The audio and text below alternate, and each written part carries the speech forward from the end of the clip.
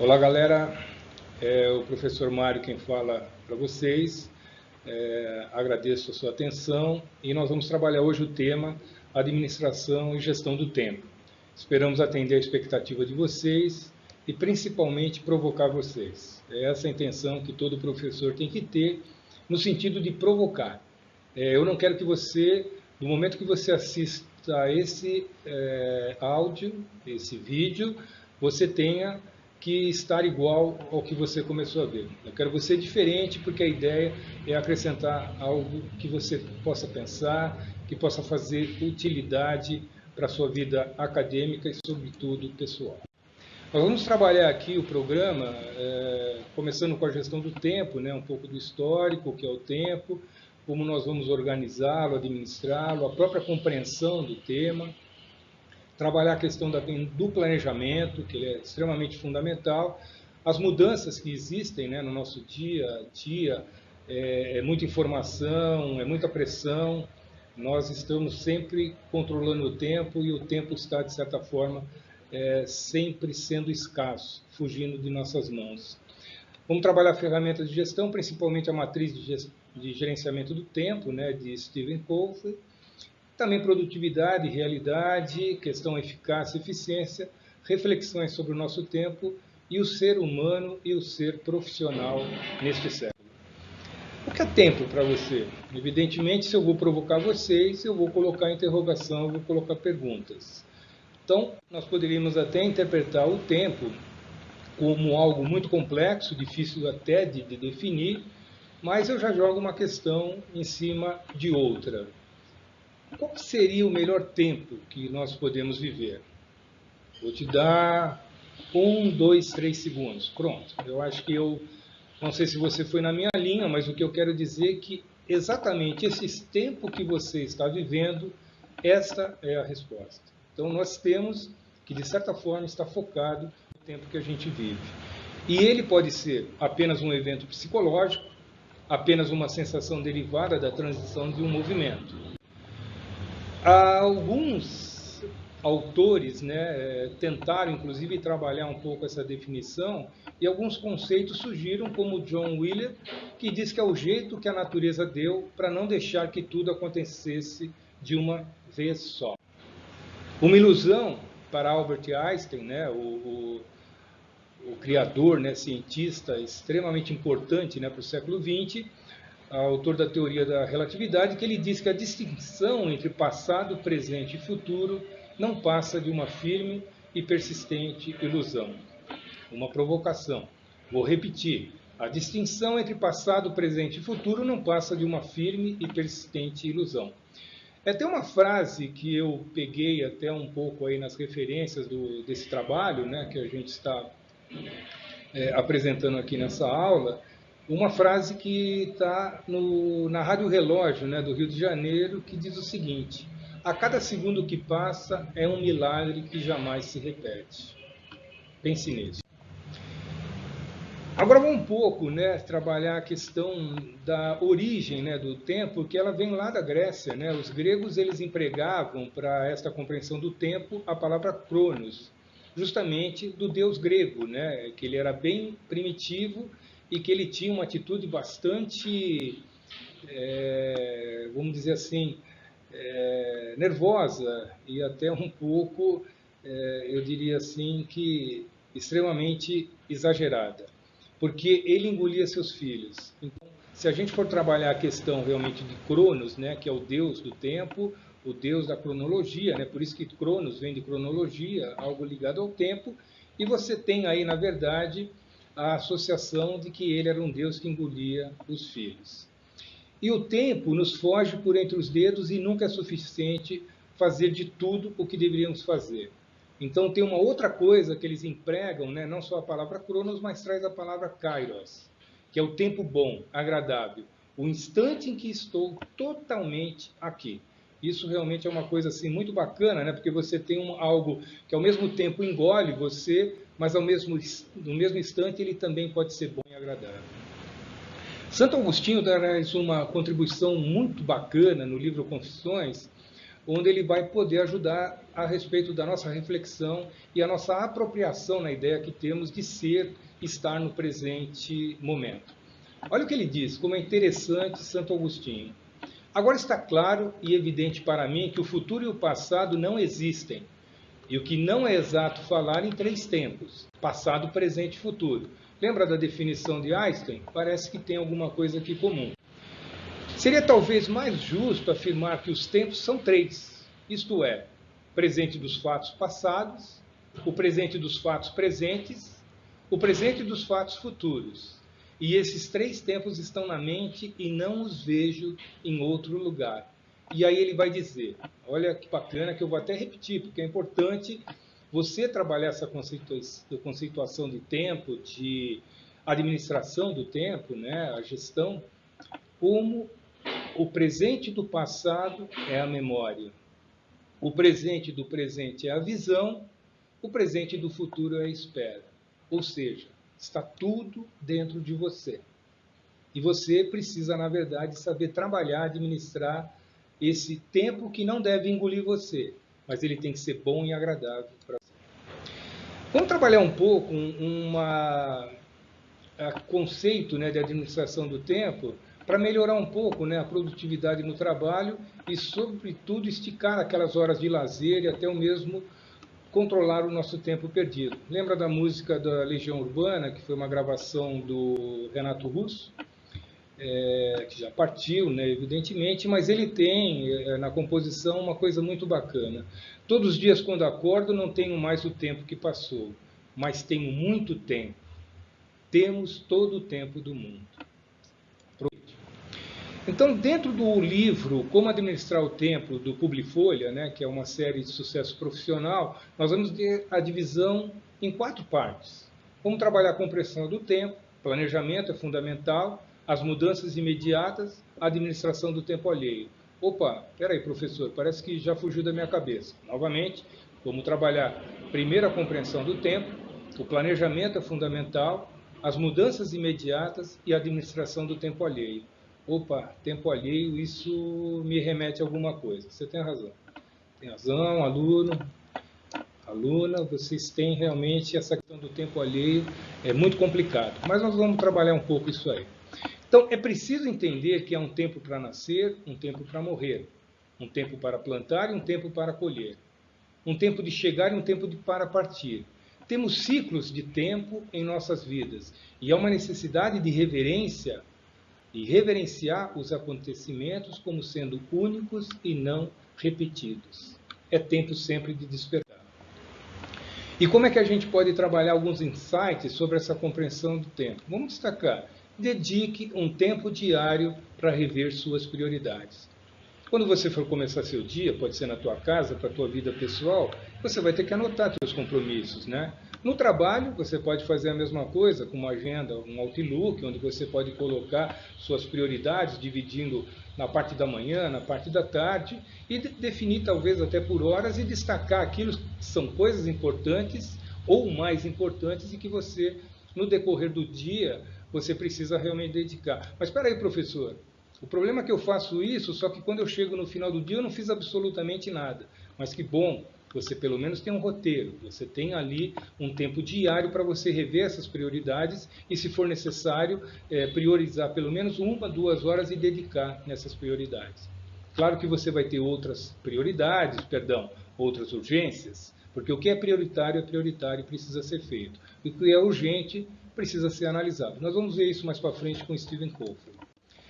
Além da compreensão do tempo, a gente entra exatamente agora no livro, né, Os 7 Hábitos das Pessoas Altamente Eficazes, onde Stephen Covey vai falar sobre a matriz do tempo. Então, se a gente puder trabalhar isso aí, teremos menos dores de cabeça e arrependimento. Nós vamos ter aqui o quadrante do primeiro que aparece aqui para nós, né, são 4, eles têm um eixo vertical de importante, não importante, um eixo horizontal, urgente, não urgente, e esses 4 quadrantes nós vamos trabalhar um pouquinho mais e entender o que Stephen Covey quis transmitir para nós sobre isso. O quadrante 1 é a atividade do cruzamento das coisas urgente e importante. Então, isso aí significa atividades de crise, problemas urgentes, projetos com data marcada. O não urgente com o cruzamento do importante, são atividades onde você vai trabalhar prevenção, atividades, capacidade de produção, desenvolvimento de relacionamento, identificação de novas oportunidades, planejamento e recreação. Agora, o quadrante 3 já começa a despertar alguma coisa em você. Repare, você tem a coluna urgente, mas você tem o eixo não importantes. Vamos lá. São as atividades o quê? Do tempo alheio, né? Interrupções, telefone, relatório correspondente, questões urgentes, próximas, atividades populares, WhatsApp, né? O WhatsApp tem que pensar, se você está no trabalho, na escola, tem que saber realmente aí trabalhar um pouco essa questão, porque toda empresa, toda escola tem sempre um combinado. Vamos para o quadrante 4. Olha que interessante, coisas não urgentes e não importantes. Pois é, existe isso? Sim, o quadrante 4 vai dizer o quê? São atividades de detalhes, pequenas tarefas, correspondência, perda de tempo e atividades agradáveis. Tem um tempo lá que a gente falou agradável, mas são coisas não urgentes e não importantes. A explicação da matriz vai dizer o seguinte: se você está no quadrante 1, faça agora. Se você está no quadrante 2, decida quando fazer. No quadrante 3, delegue. Delegue significa o quê? Delegar. Repito, delegar. Professor, é delegar ou delargar? Não. Falei, delegar. Porque se você delarga, você na verdade vai largar e você não vai fazer a coisa mais importante, que é quando você delega, que é fazer o controle. Confiar na pessoa e acreditar que ela pode fazer. Compreendido aí? Ótimo. E o 4, elimine.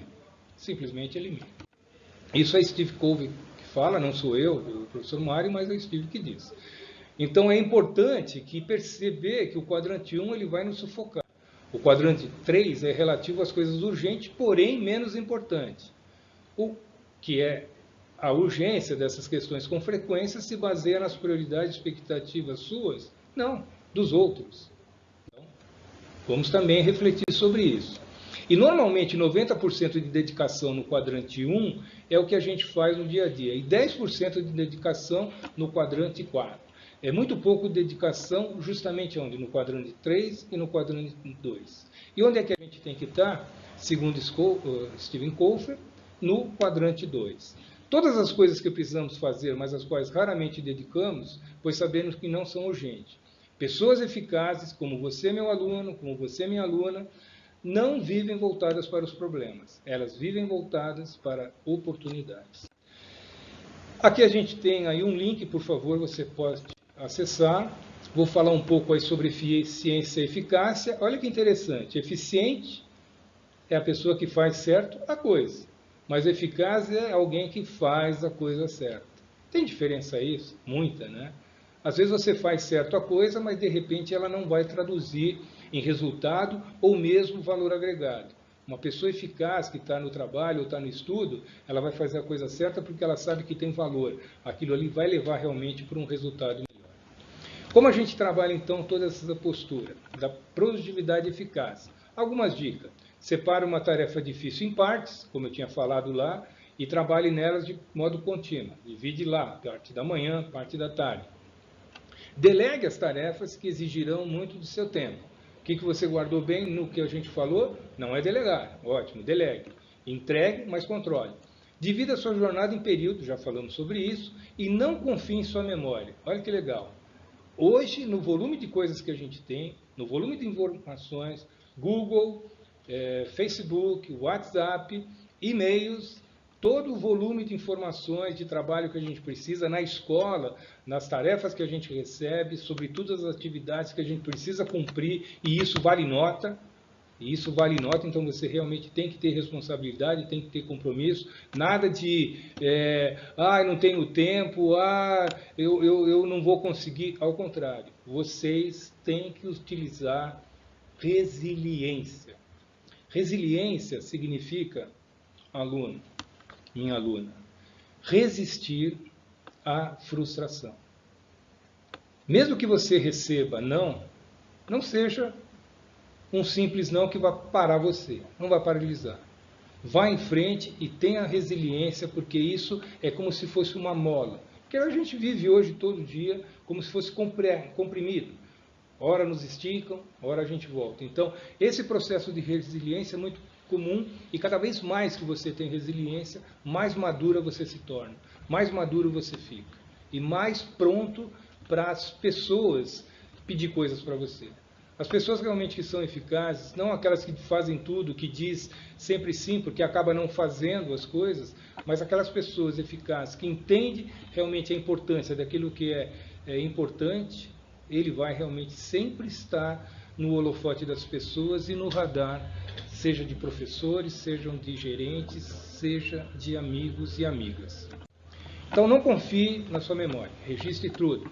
Planejamento é fundamental. Você não pode decidir o que é prioritário hoje se não souber o que deseja para amanhã. Todos os projetos que visem melhorar o uso do tempo dependem de objetivos claros. Certas medidas práticas, tais como manter a mesa organizada. Opa, isso aqui eu vou fazer até um parênteses. Tem um vídeo que está correndo na internet, eu recebi até do meu filho, já faz muito tempo. É um comandante de uma marinha que vai fazer a entrega de certificações para os marinheiros. E ele diz, a primeira frase que ele diz é assim: se vocês, meus alunos, minhas alunas, marinheiros, marinheiras, se quiserem modificar o mundo, comece arrumando a sua cama. Professor, por não falar isso, falo. Comece arrumando a sua cama. Porque se você não tiver um bom dia, se o dia não foi legal, tenha certeza que quando você chegar à noite, você vai encontrar a cama arrumada. E não tem coisa melhor do que dormir numa cama bem arrumadinha que você fez, e já de cara isso já te dá um diferencial, já dá uma atitude para você, prontidão, para que você realmente já comece a pensar em mudança. Tá? Então, mesa organizada é uma coisa legal. Ou adotar recursos tecnológicos adequados, desktop, note, smartphone. Hoje você tem praticamente no celular tudo que você quer. Redes sociais, como eu falei, cuidado com o que a escola pede para você, o que a academia pede, o teu gerente, o teu chefe, a empresa. Isso pode melhorar instantaneamente sua eficiência, eficácia a curto e longo prazo. Você fecha hoje negócio por Skype, né? Até cria fóruns e WhatsApp, faça uso da tecnologia. Administração do tempo alheio. Isso aqui vai precisar um pouco mais de tempo para nós. Para aproveitar ao máximo o seu tempo, também é preciso lidar com a disponibilidade da equipe, dos colegas e dos chefes. Além disso, podemos pensar na família e amigos. Aprenda a delegar, olha que legal, de novo, dividir tarefas e trabalhar em equipe. Como negociar suas tarefas e prioridades é uma atitude importante. Como se portar perante a pressão dos prazos. E olha que pressão, é interessante porque parece que pressão está associada à palavra pressa, né? Interessante, né? Então, pressão, pressa. Só que hoje, eu vou deixar uma dica para você. Não seja apressado. Seja, perdão, para corrigir você. Não é seja, não. Se você fala seja, como o professor falou agora, é errado. É seja. Então, se você for uma pessoa apressada, não faça isso. Seja ágil. O que o mundo hoje quer é agilidade. E olha que a agilidade é bem diferente de pressa ou apressado. Porque quando você vai com pressa, você faz apressado e faz errado. E tem retrabalho. A agilidade já te joga numa dimensão como algo que você vai fazer bem feito, vai fazer com idas e vindas, com acertos e erros, mas você vai fazer sem retrabalho.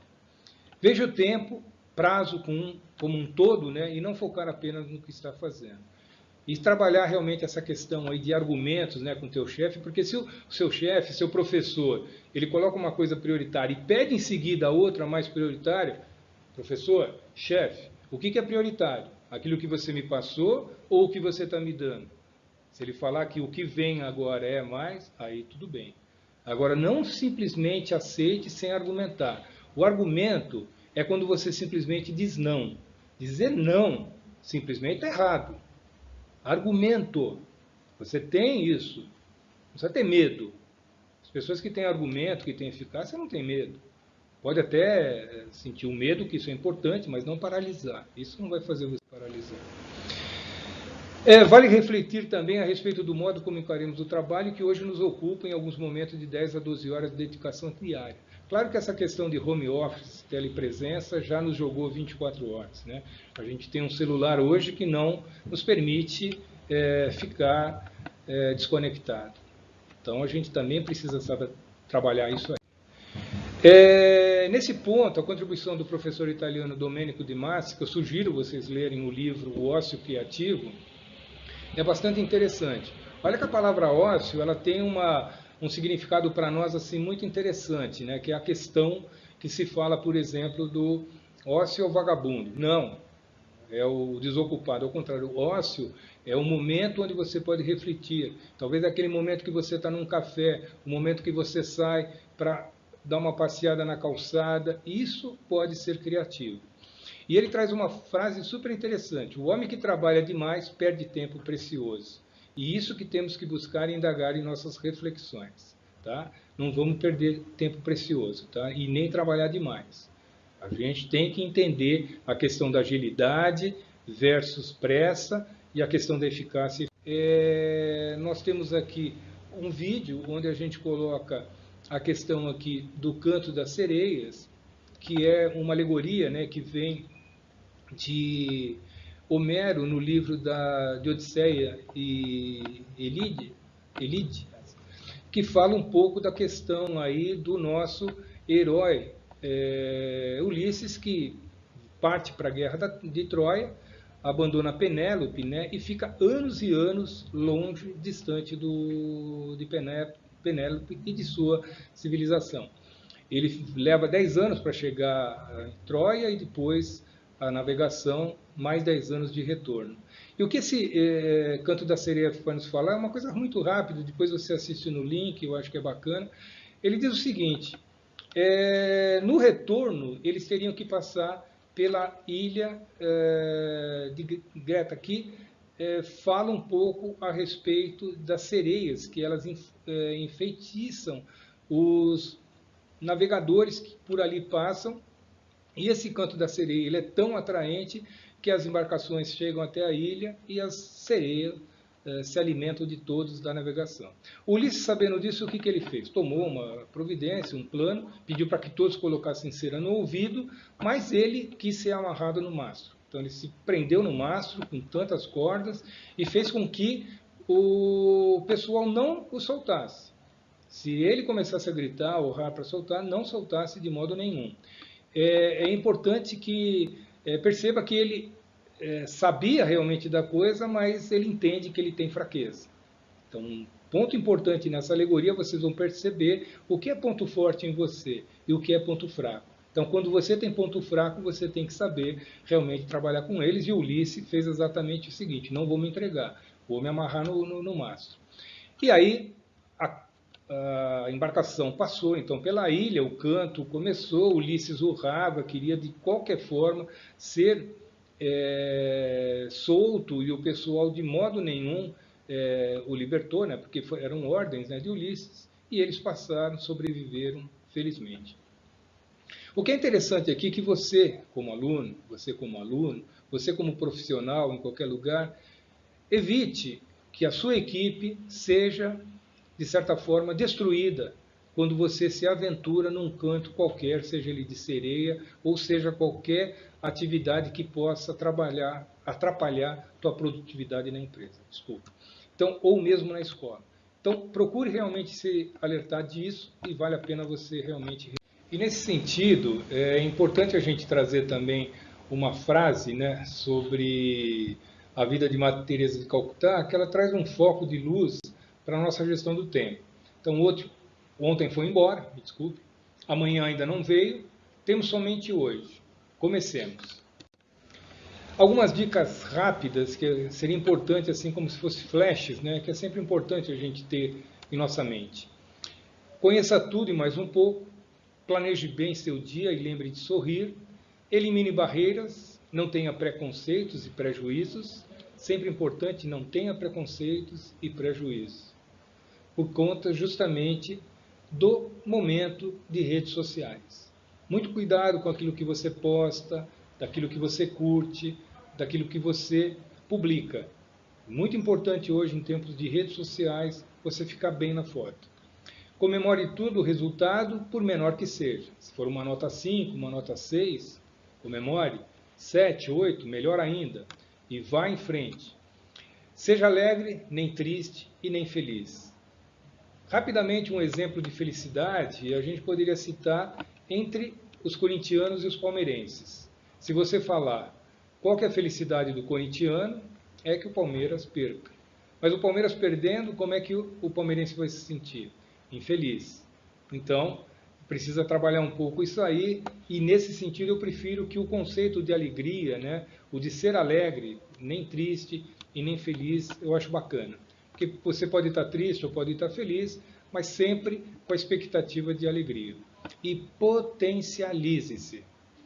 Seja você, faça o que você puder, a tua melhor contribuição, mesmo que os outros digam que não é suficiente ou o bastante que você faça, mas faça assim mesmo. E, sobretudo, pense. René Descartes vai nos dizer: cogito ergo sum. Penso, logo existo. Provocação final. Espero com isso provocar você, ter cutucado você, fazer com que você realmente tenha alguma expectativa diferente daquilo que você entrou no momento da nossa aula, quando você acessou o nosso link. O meu muito obrigado. Espero vê-la, espero vê-lo em um outro momento. Nós vamos estar aqui à disposição com outros temas e muito obrigado. Felicidade para vocês.